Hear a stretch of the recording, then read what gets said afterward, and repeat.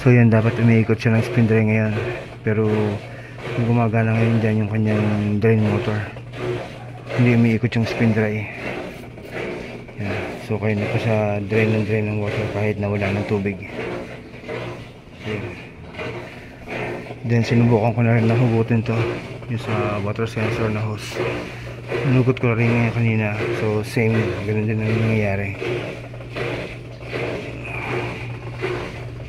Kaya sasakit ko rito, burang may problem. Ayaw umikot ng spin dry. Si spin dry, kahit na naubos na yung tubig, ayan. Tapos ngayon,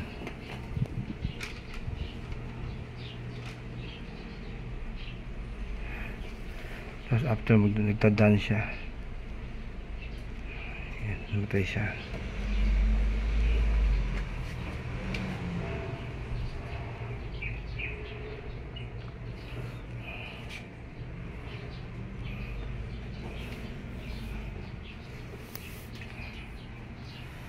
So sa wash, okay naman yung wash niya, nag-wash siya.